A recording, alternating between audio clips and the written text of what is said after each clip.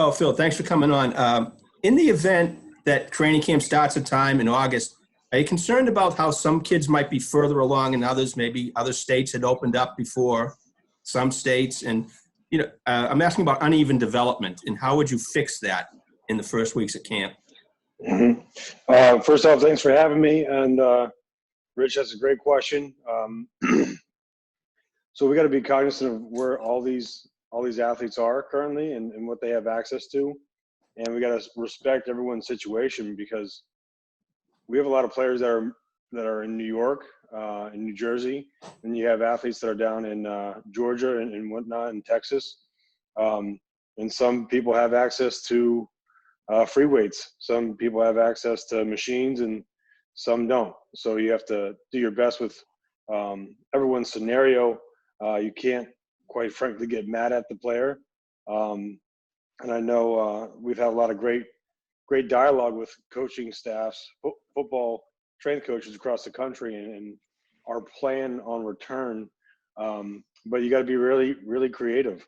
You got to be first and foremost, safety is the most important thing. Sometimes we get caught up in the rush of getting back to football, and football is extremely important. But at the end of the day, the most important thing is the safety of our student athletes. So we got to be really smart, and I think we got the right coaching staff to really game plan for this adversity that hit. So we can game plan what practice is going to look like, what training is going to look like, how we're going to balance out our days, because physical preparedness is going to be huge. Because you're talking about the sport of football just in general, heavily driven through the alactic energy system and the aerobic energy system, because the duration of the game is 4 hours long. Some players might have not even stepped outside their house during this quarantine. So how are they going to be able to handle the duration of a 4-hour game and then ask that player to play 50, 60, 70 snaps? So I think being creative with our return to play, obviously safety is number one. And then obviously meeting every player where they're at, because I know a lot of players have done every single workout and have done every single run that we've prescribed for them, and they're in great shape. So we have a plan for that, and we're going to tier it as such for the guys that are in well condition, because some guys are going to come back and they're going to look at you and you're like, what else you got, coach? Like, this ain't hard enough. And you're like, okay, shut your yap. We have to best prepare for the worst case scenario, which is the athlete that had nothing and that needs that physical preparation in order to safely do his job on the field. And now we're talking about the duration of the season, right? So like looking at game reps accumulative over time and per game, and then you're looking at practices, same thing. So I think we have a great staff that we're going to collaborate and put together the best plan for our players. I have just a quick follow, Jason. Go ahead, Rich. I was wondering, you instituted kind of a combine system before the start of spring ball. Would you kind of have to reincorporate that again to kind of get a gauge of where the kids are at? Would that be a good way to find out? Mm-hmm. So what we have planned right now is we call them KPIs, key performance indicators, and those are what we're going to rely heavily on. So first and foremost, that day one, there's going to be a grip test, because that's heavily correlated with the nervous system and how ready it is. And then going through our barriers of tests and protocols, but obviously doing them safely and efficiently. So you can see drop off in percentages based on where an athlete was in the winter with us and then where they're currently at. So we plan on putting our guys into what we call athletic performance groups, and just making sure that we cater to each of those groups as we go forward. Okay, thanks, Phil. We will go next to Dan Rubin. Hey, Coach. Thanks for taking some time for us today. Oh, absolutely. The change in workouts themselves, obviously this would be kind of a time when you'd be able to work with the guys in the weight room and monitor them. How difficult is it to monitor them from afar, and not only that, but then go through the workouts and see what each guy might need to do a little more of versus a little less of?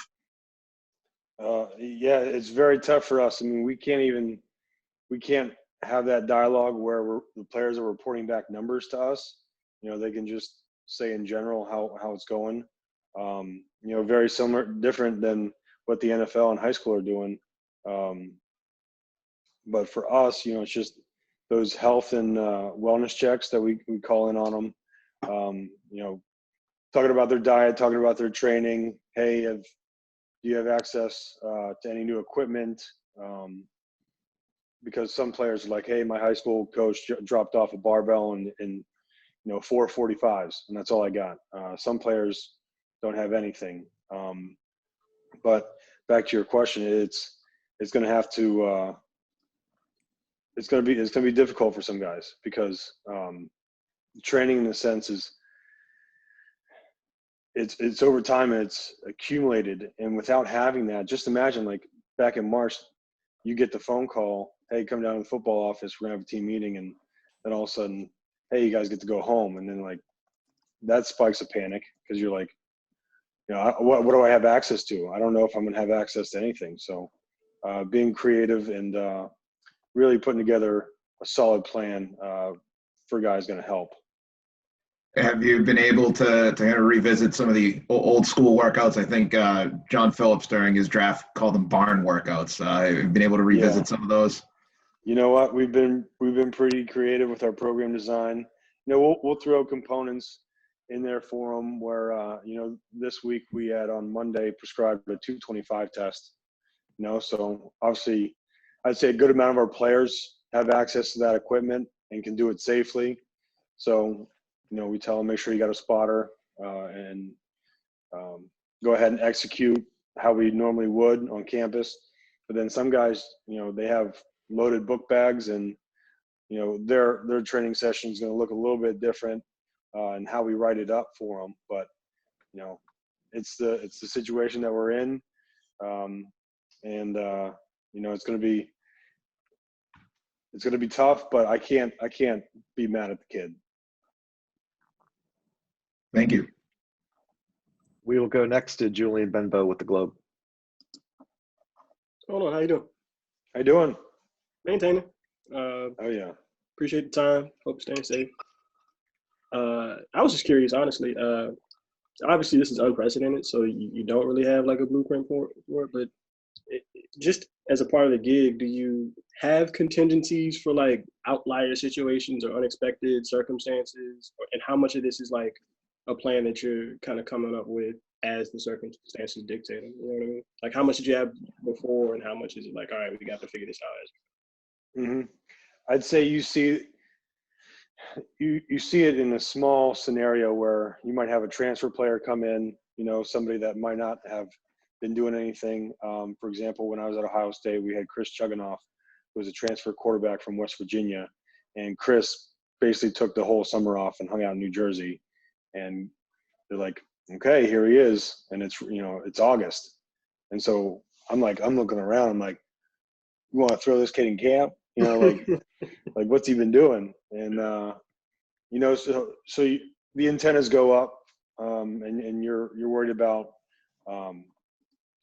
returning safe to activity, but that's just a small, minute picture. But something globally like this, I always tell players there's only two times people change in life: is when you have to or when you want to. We were forced to have to change. This was hard for a lot of people. What you're doing within your own household was your decision. How bad did you want to contribute to the team and stay mentally sharp and mentally ready for when that time comes. It's completely up to you. So what we're doing right now is just I have probably outside the football Zoom meeting calls, I probably have another 5 to 6 that's with strength coaches across the country, guys I trust and guys I really appreciate in the field. And we've been collaborating, just making sure that our progressions are sound. We don't accumulate. What you worried about is acute spikes in training load. So going too much, too hard, too fast, right? And that's what our organizations are worried about. So through the CSCCA and the NFCA, they're mandating return to play protocols and what those should look like.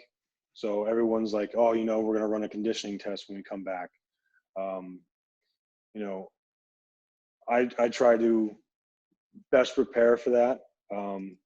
Now that we're not going to do a conditioning test, we're going to gradually incorporate and find out using key performance indicators where our players are at, and that way we can test around those and really find out what each athlete needs.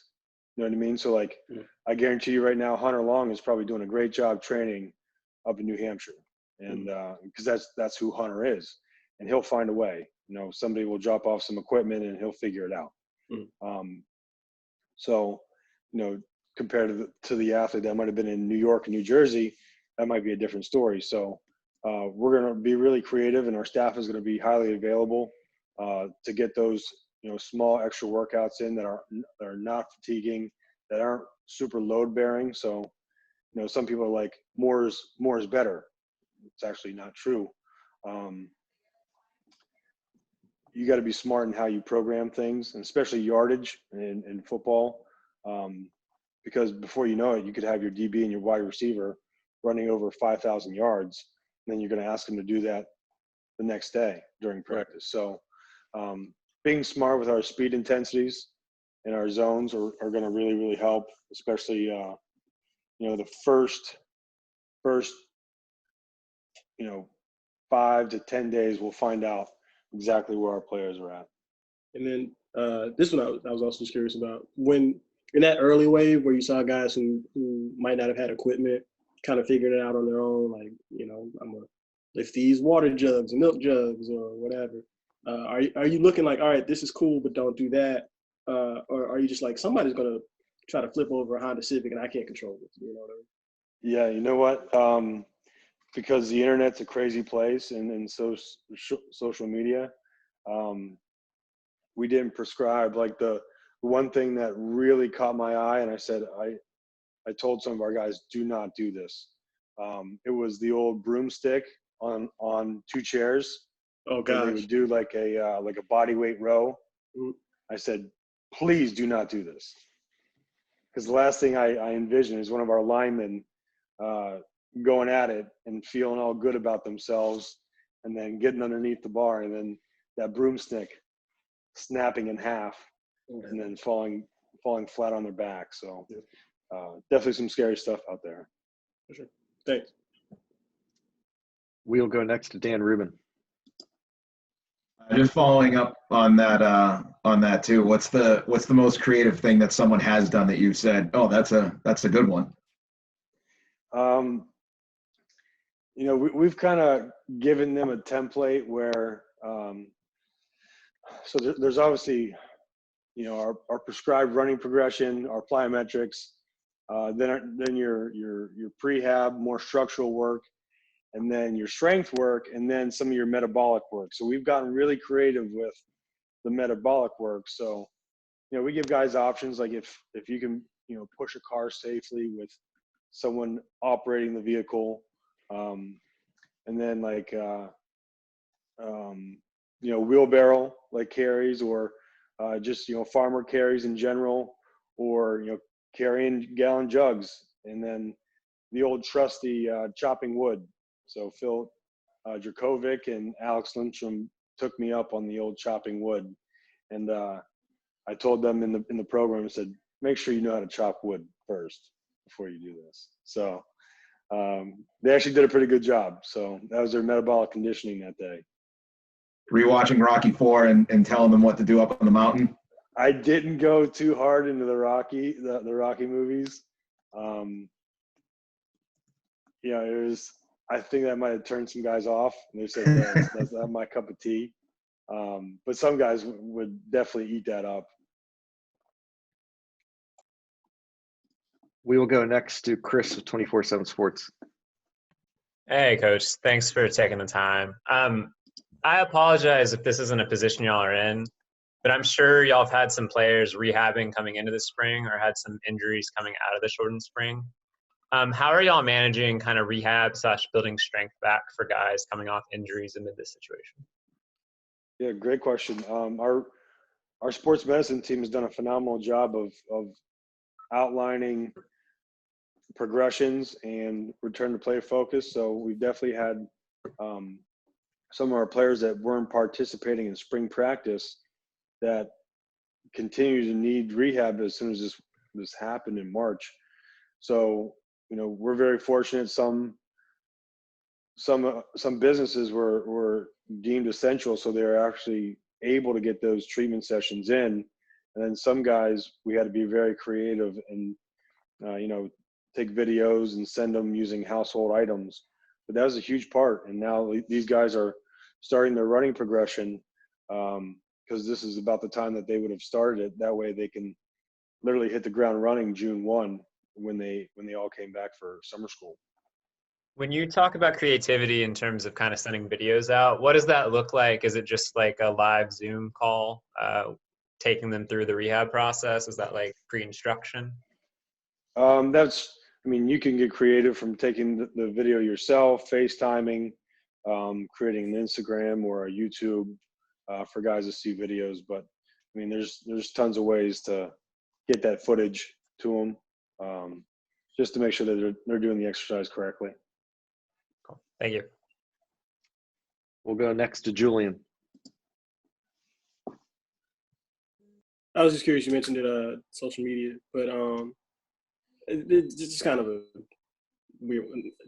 How much does social media? So a guy might not be as motivated as another guy, but how much does social media actually like motivate other players? Like, you know what I mean? Like, there's that see it and kind of want to do it kind of thing. So somebody posted they did whatever workout today, and someone else was like, "Well, I want to do that" or whatever. That's tricky because sometimes players, their focus can shift quickly. Like it can go from workout videos to whatever their other interests are. I think it's just I try and put the phone down as much as I can. Like trying to stay away from just letting the phone ring, and then if you got to answer some text messages, like that's the nature of the beast. But trying to stay off social media is difficult because 10 minutes can learn into 20, can lead into 30, and then all of a sudden you're on your phone for an hour just swiping through the World Wide Web. Like, come on now. Like, but for the players, what we've been pushing for them is routine. So we've been telling them to go 5 for 5 every day, which is breakfast, body weight, your academics, your football work, and then your training. Okay. So if you can stick to a routine structure, like I'm a creature of habit. I've got great routines that allow me to, separate my day, and then, I use different window times to like get my exercise in or go for a walk or just get my mental focus back. It's like, when you need a pattern interrupt, like you need to stop. Like this is a bad deal right now. I've been playing video games for 3 hours now. I need to somehow interrupt this. Yeah. I need to interrupt this process. But yeah, I think, we're telling them every morning, because last thing you want is guys staying up till 2, 3, 4 in the morning and then trying to wake up for, a meeting. And then all of a sudden they go back to sleep from when the meeting ends till, 1, 2, 3 o'clock in the afternoon. And then sleep cycles completely lost. And then they have to still work on academics, so trying to keep routine and insanity is huge. We will go next to Rich Thompson. Hi, am I back on? You are, Rich.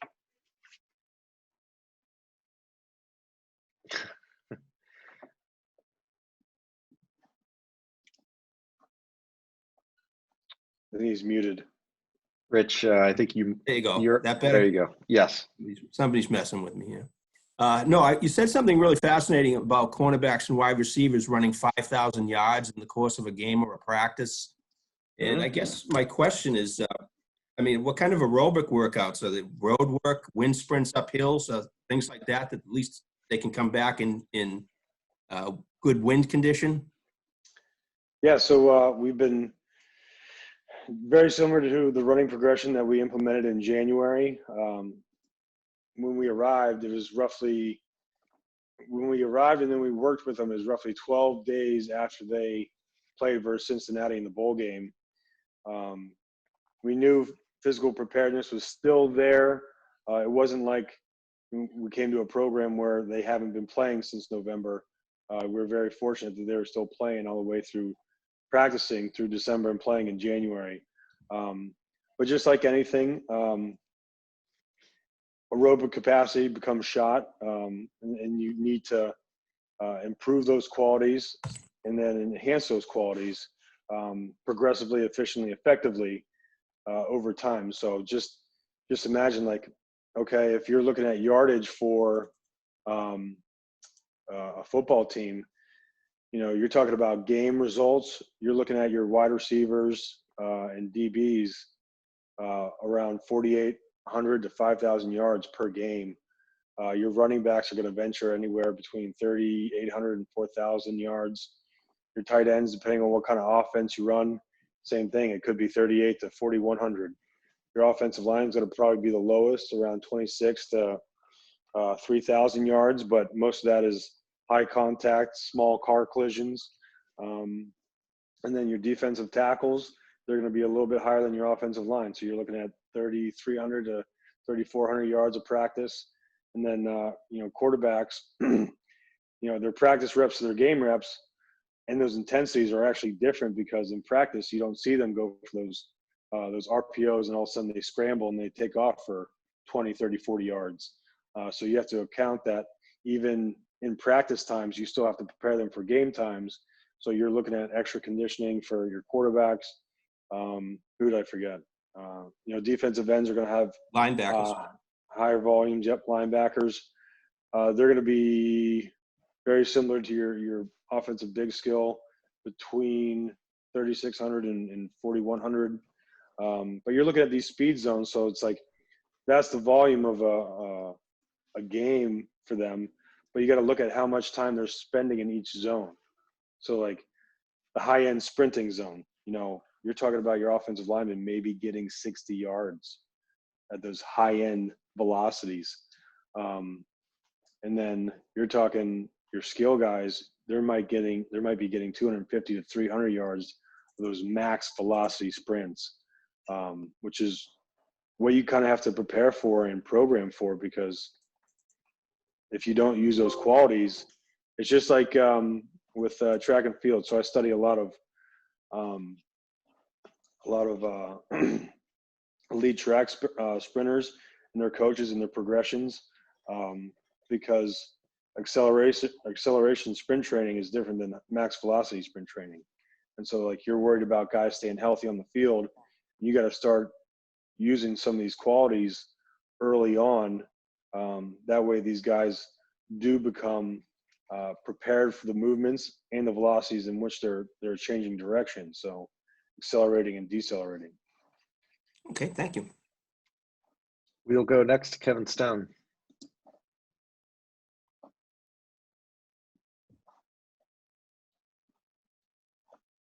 Kevin, you need to unmute your line.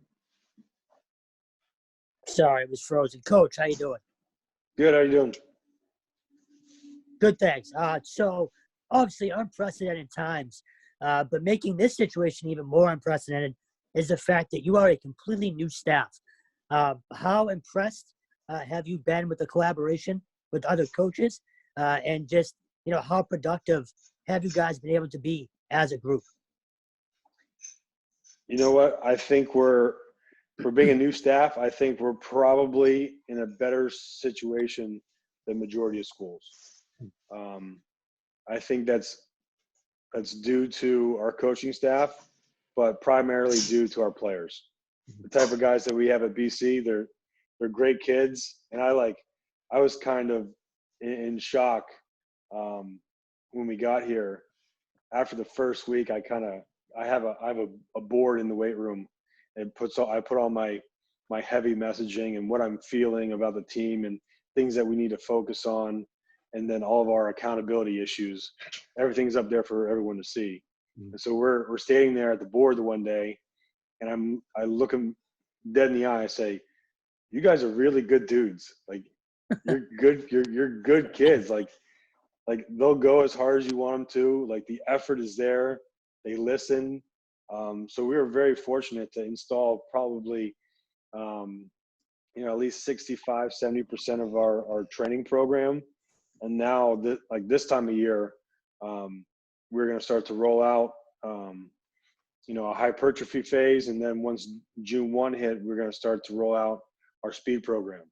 Mm-hmm. So that's the big stuff that we haven't gotten to implement. But I'll tell you what, the amount that they retain has been unbelievable, because they know how to execute it. They know our verbiage, our terminology, and it's easy for them to pick up. And when we send them the program, they're like, okay, easy. I know exactly what that is, because we taught them, the first 5-6 weeks we were there, starting in January till we started spring ball. So, I mean, they got pretty proficient in our movements and what we expected them to do. So, I think we're in a great spot. Cool. Thank you. We'll go next to Dan Rubin. Coach, I'm told that you know a little something about our the Wisdom Wednesday that we all see on social media. Yeah, that's my baby right there. So how did that come about? It started back at Ohio State with me, and I would just ask players, like, hey man, give me something good in your life. It would be after a training session when they're all exhausted and like they're trying to focus, and I'd literally make players stand there until they came up with something good. It couldn't be football or academics. So I'm like, give me something good, like teach me something, like give me something good in your life, or tell me something that I don't know that could help me, like make me better.